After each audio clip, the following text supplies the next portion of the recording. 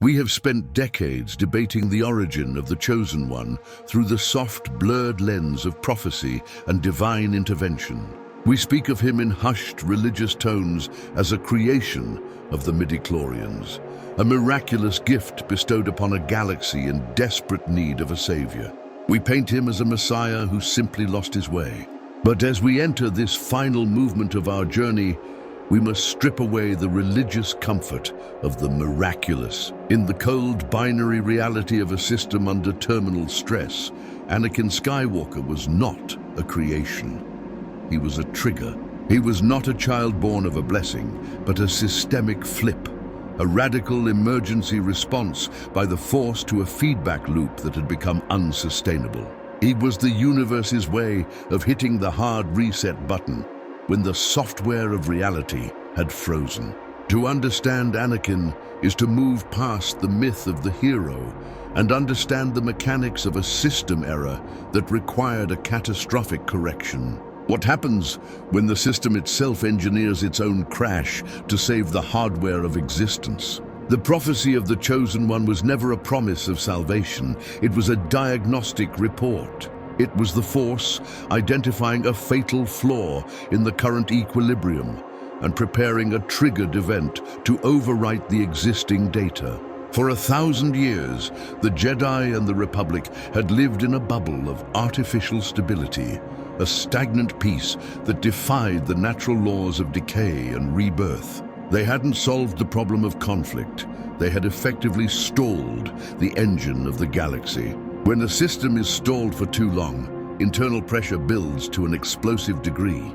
The great peace of the Republic was a dam holding back an ocean of entropic force. Anakin was the crack in that dam. He was not born so much as he was summoned by the sheer magnitude of the imbalance. He was the physical manifestation of a throttling point, the exact moment where the Force decided that the only way to save the system was to crash it. He was the overflow valve for 10 millennia of repressed chaos. We must reconsider the role of Darth Plagueis and Darth Sidious. Their experiments with midichlorians were not the creation of life.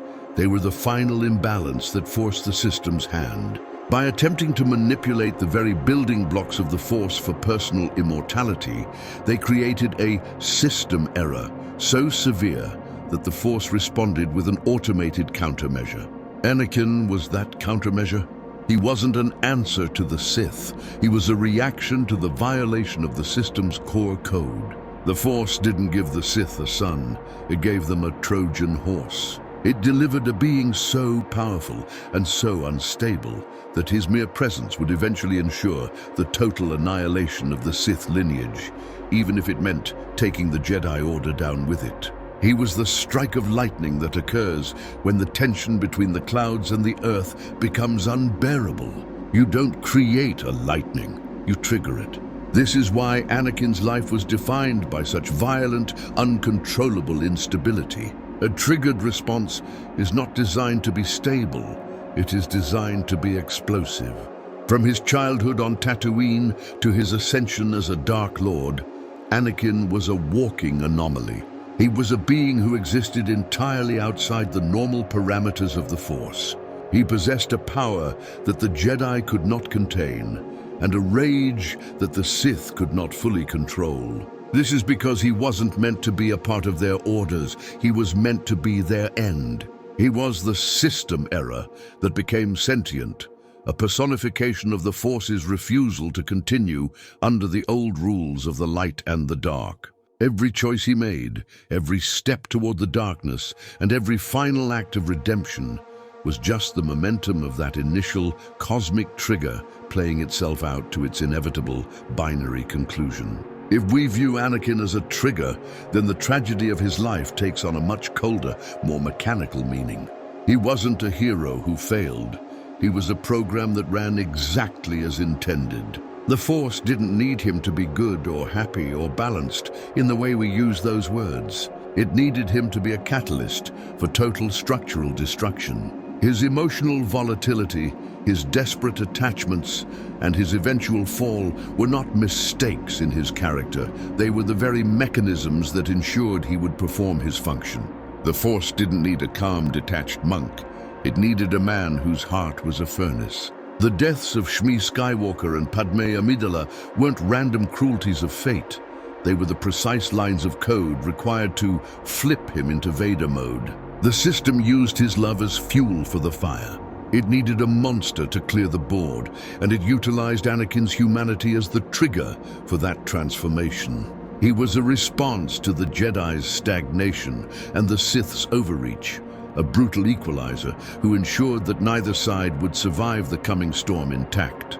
This flipping of the Force is a concept that humbles even the most powerful masters. Yoda and Palpatine both suffered from the same arrogance. They believed they could direct the course of history. They believed the Chosen One was a piece on their board. Yoda thought they could train the trigger, taming the lightning to power their ancient lanterns. Palpatine thought he could tame the storm, using the Chosen One as a personal enforcer for his eternal empire. They were both wrong. You do not train a system reset. You simply survive it or you are erased by it. Yoda never foresaw the total devastation of Order 66 because he couldn't imagine a force that would willingly destroy its own good servants. Palpatine never anticipated Vader's betrayal on the Death Star because he couldn't imagine a tool that would destroy its own dark master. Their blindness is the hallmark of a triggered event. Anakin wasn't acting on free will in those moments. He was completing the circuit. The tension had reached its limit, and the discharge was inevitable. Anakin Skywalker was the bridge between a dying past and an uncertain future. But in the architecture of indifferent survival, a bridge is only useful until the crossing is made. To ensure that the galaxy could never return to the stagnant ways of the Old Republic or the tyrannical stagnation of the Sith Empire, the bridge had to be burned from both ends. Anakin's life was the fire that consumed the old world.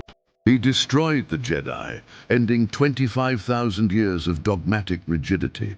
Then as Vader, he destroyed the Sith, ending the rule of the two and the dream of eternal tyranny.